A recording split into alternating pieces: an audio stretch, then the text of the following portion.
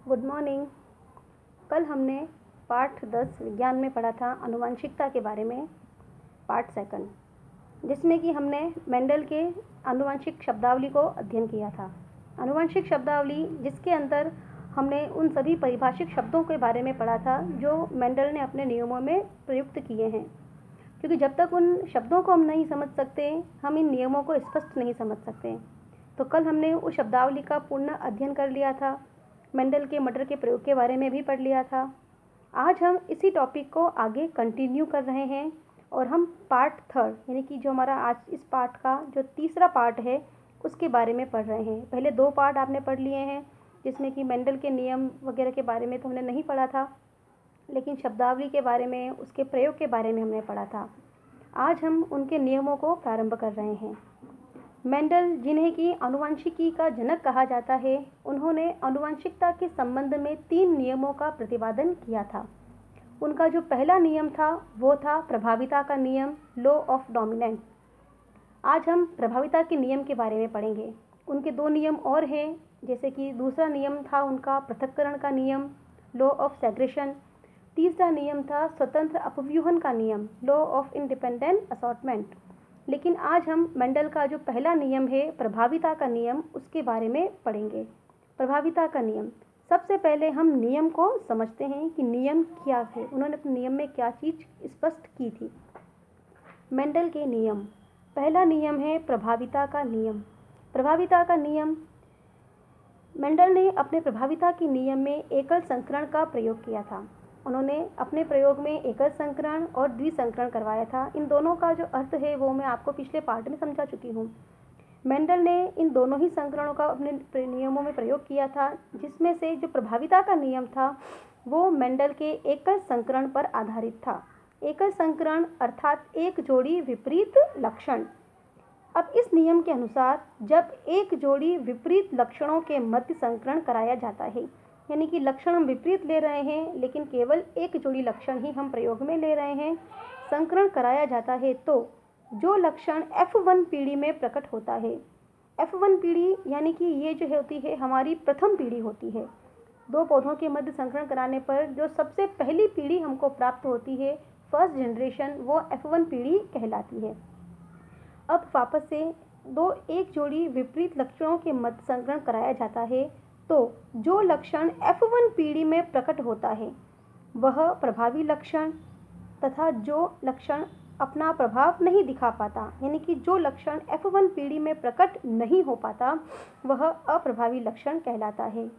जैसे कि उन्होंने 2 लक्षण लिए विपरीत लक्षण, उसमें से जब दोनों के मध्य संकरण कराया तो जो F1 पीढ़ी प्राप्त होती है उसमें उन दोनों लक्षणों में से केवल एक ही लक्षण प्रकट होता है और जो दूसरा लक्षण होता है वह छिप जाता है या वह अपना प्रभाव नहीं दिखा पाता। इसे मेंडल का प्रभाविता का नियम कहते हैं।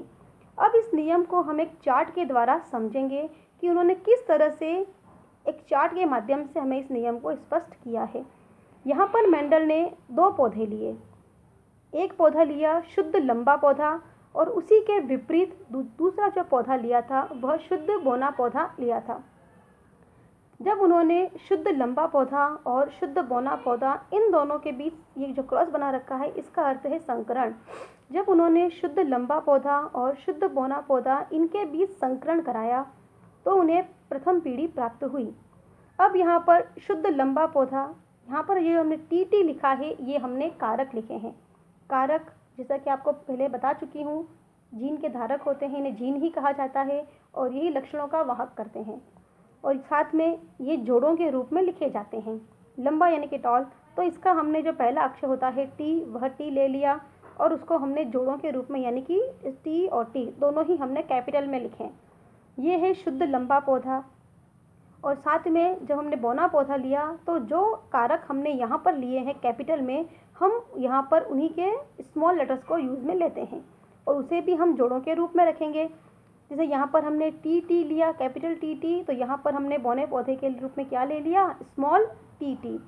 ये दोनों ही कारक एक जैसे हैं, यहाँ पर ये दोनों ही कारक एक जैसे हैं। ये जो पौधा है यह शुद्ध लंबा पौधा है और ये जो पौधा है शुद्ध बोना पौधा है। इसे हम जनक पीढ़ी के नाम से भी जानते हैं, या इसको, क्योंकि इन दोनों के बीच में हम संकरण करवा रहे हैं तो ये हमारी जनक पीढ़ी कहलाएगी। यहाँ पर जब इनके बीच अर्धसूत्री विभाजन होता है तो ये जो कारक होते हैं अलग अलग टुकड़ों में बट जाते हैं, जिसे कि हम युग्मक कहते हैं।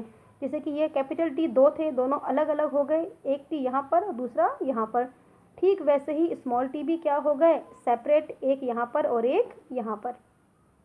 अब यहाँ पर हम संकरण करवाते हैं, यानी कि एक युग्मक हम लेंगे नर, इसको हम मेल भी कह सकते हैं, इसको हम फीमेल के हिसाब से काउंट करते हैं। यहाँ पर जब इस टी का संकरण, जैसे कि आपको यहाँ दिख रहा है ये वाला टी, इस टी का संकरण बोने पौधे के पहले टी। अब यहाँ पर यह भी ध्यान रखना कि जब हम क्रॉस करवाते हैं तो वो एक सीक्वेंस में होना चाहिए, अपने हिसाब से हम क्रॉस नहीं करवा सकते, हमको एक लाइन से चलना है। सबसे पहले इस टी को लेंगे और इस टी का संकरण हम इन दोनों से करवाएंगे, इस टी से नहीं करवाएंगे क्योंकि ये तो एक ही पौधे का है, आपस में क्रॉस नहीं होगा। ये अलग पौधा है तो इसके इन टी से हम क्रॉस करवाएंगे। इस टी का क्रॉस हमने इस टी से करवाया तो जो हमको नई पीढ़ी प्राप्त हुई उसमें एक तो कैपिटल टी आया और दूसरा हमने स्मॉल टी, जो हमको यही प्राप्त हुआ। फिर वापस इसी टी का संकरण, इससे तो हमने करवा दिया, अब हम इसके साथ में करवाएंगे और वापस हम जो गैमेट्स हमको प्राप्त होंगे वो युग्मनज हम यहाँ पर लिख लेंगे। यहाँ पर भी हमको T small and T capital. फिर उसके बाद इस टी का क्रॉस इन दोनों से करवा दिया, अब इस कैपिटल टी का क्रॉस हम इन दोनों स्मॉल टी से बारी बारी से करवाएंगे, पहले इसके साथ और बाद में इसके साथ, और जो हमको पीढ़ी प्राप्त होगी वो यहाँ पर हमने लिख ली। अब हमने यहाँ पर जनक पीढ़ी के मध्य क्रॉस करवाया और ये जो पीढ़ी हमको प्राप्त हुई ये है हमारी F1 पीढ़ी, ये है F1 पीढ़ी। अब अगर हम यहाँ पर देखते हैं तो ये जो F1 पीढ़ी प्राप्त हो रही है, इस F1 पीढ़ी में जो कारक हमें मिले हैं या जो हमको पौधे मिले हैं उसमें जो कारक हैं वो विपरीत हैं, यानी कि एक कारक तो स्मॉल कैपिटल टी है और जो दूसरा कारक है वह स्मॉल टी है। अगर हम चारों को देखें तो चारों में हमें यही चीज़ नज़र आती है, पहला जो कारक है वो कैपिटल है और दूसरा जो कारक है वह स्मॉल है। अब यहाँ पर जो अक्षर, जो कारक कैप्स में लिखा जाता है हमेशा वही प्रभावी होता है और जो स्मॉल में लिखा जाता है वह अप्रभावी होता है। यहाँ पर हम बात करते हैं कैपिटल टी की। चूँकि यहाँ पर कैपिटल टी प्रभावी है तो यह अपना लक्षण पहले प्रकट करेगा और चूँकि ये अप्रभावी है तो ये अपना लक्षण बाद में प्रकट करेगा। इस तरह से हम देखते हैं कि हमें F1 पीढ़ी में, ये हमारी F1 पीढ़ी क्योंकि हमको जनक पीढ़ी से यह प्राप्त हो रही है, तो F1 पीढ़ी में जो सभी पौधे हमको प्राप्त हो रहे हैं उन सभी ही पौधों के अंदर विषम युग्मनजी कारक हैं, यानी कि दोनों अलग अलग कारक हैं। तो यहाँ पर दोनों अलग अलग कारक हैं, तो ये जो सभी पौधे हमको प्राप्त होंगे ये सभी पौधे विषम युग्मनजी पौधे कहलाएंगे। क्योंकि कैपिटल टी प्रभावी है तो दिखने में ये सभी पौधे लंबे ही होंगे, इनमें से एक भी पौधा बोना नहीं होगा, लेकिन इसे हम शुद्ध लंबा नहीं कह सकते क्योंकि अगर शुद्ध लंबा होगा तो उसमें दोनों कारक कैसे होने चाहिए, एक जैसे, लेकिन यहाँ पर बोनेपन का कारक भी विद्यमान है तो इसे हम शुद्ध लंबा नहीं कहेंगे, इन्हें हम कहेंगे संकर लंबे पौधे। यानी कि F1 पीढ़ी के सभी पौधे जो हमको प्राप्त हुए वे विषम युग्मनजी हैं और संकर लंबे पौधे हैं। तथा अगर हम यहाँ पर जीनोटाइप और फिनोटाइप प्राप्त करने का प्रयास करते हैं तो वहाँ पर वो हमें 100% प्राप्त होता है। जीनोटाइप और फिनोटाइप के बारे में मैं आपको अगले नियम में जो हम पढ़ेंगे उसका दूसरा नियम उसमें और स्पष्ट तरीके से समझा दूंगी। आज यहाँ पर हमने मेंडल का जो पहला नियम है प्रभाविता का नियम उसके बारे में पढ़ा। मेंडल का जो पहला नियम है वह एकल संकरण पर आधारित है, जहाँ पर इन्होंने एक जोड़ी विपरीत लक्षणों के मध्य संकरण करवाया था और सभी विषम युग्मनजी संकर पौधे हमने प्राप्त किए थे।